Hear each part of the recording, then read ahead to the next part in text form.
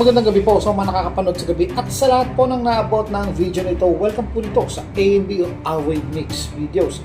Ngayon po, meron po tayong video ngayon na isang balita mula sa Rio na nagsasabi na naman ng isang bad news at nagpo-provoke ng kaguluhan. No? Mukhang itong bansang ito ay pasaway at mukhang naghahanap ng gulo. So para makita natin at mabigyan natin ng reaction, panoorin po natin. The United States and South Korea are in the middle of a joint military drill, and North Korea is not taking it lightly. Well, earlier in the day, Seoul's northern neighbor fired a round of 10 ballistic missiles towards the East Sea. North Korea's missile launch was an apparent flexing of muscles against the South Korean-US joint military exercise. According to South Koreans and the Japanese militaries, the missiles were launched from North Korea's west coast. Ito, pasaway ito no? Parang meron tong baka maaaring puppet lang siya ng mga military sa kanila. Kagaya ng nangyayari sa Iran na gustong maghari-harian, hindi lang dun sa bansa talaga nila kasi hari na sila sa kanilang bansa pati sa mga karatig bansa nila. At ito, naghahamon ng gulo, no? Bagay, karapatan nila yan, ballistic missile test. Pero provocational yan, imbis na hindi na lang nila gawin at makipagkapayapaan na lang sila. Parang ganun nga nangyayari, naghahamon.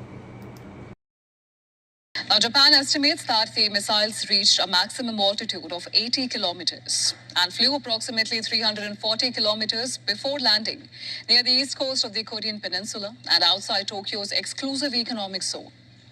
The South Korean and US militaries have been staging joint river crossing drills in the border country of Yeoncheon.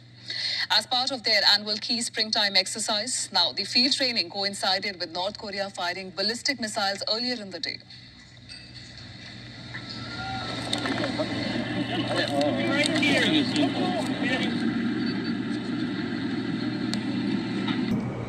Minsan po kasi yung mga ganyan na test, no?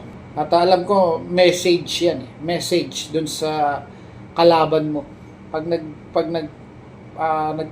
nagte-testing ka ng missile o nagfa-fire ka ng missile at talagang 10 pa yung pinakawalan, ibig sabihin marami sila niyan, no?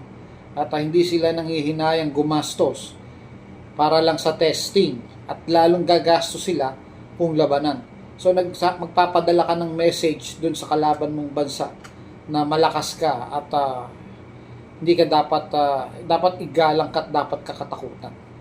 Pero yun po ay provocational po. Kung patulang ka ng isang bansa. South Korea and Japan were quick to slam North Korea. Japan said that North Korea's actions undermine regional peace and constitute a clear violation of UN Security Council resolutions. South Korea, on the other hand, said its military is ready to respond overwhelmingly to any provocation. Listen to this. In response, I issued instructions through my secretary to make every effort to gather and analyze information while coordinating closely with the United States, South Korea, and others, and to maintain full vigilance and surveillance in preparation for any unforeseen contingencies. The Ministry of Defense is also working to collect and analyze relevant information and is taking every possible measure to ensure vigilance and surveillance with a sense of urgency. Ito pong Japan ay laging handa po ito, no? At ayun nga, itong Japan hindi ka talaga uurungan nito. Isang Japan Empire nga yan kung tawagin noon. Not only did the missile launch overlap with the joint drills, it also came hours after South Korean Prime Minister Kim Min-sok has urged US President Donald Trump to hold a meeting with North Korean leader Kim Jong-un.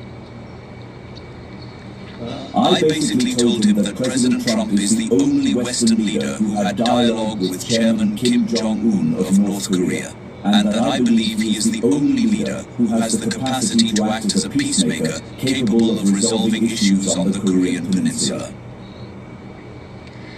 After largely ignoring these overtures for months, Kim Jong-un recently said that the two nations could get along if Washington accepted Pyongyang's nuclear status.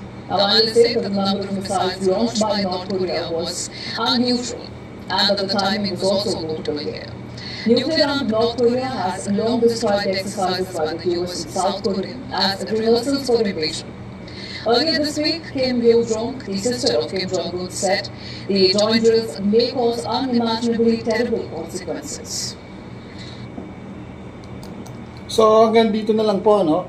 Ito pong North Korea, hindi po natin pwedeng i-underestimate, kasi nuclear armed po ang North Korea at matagal na po silang de-develop ng kanilang mga missiles kagaya ng China.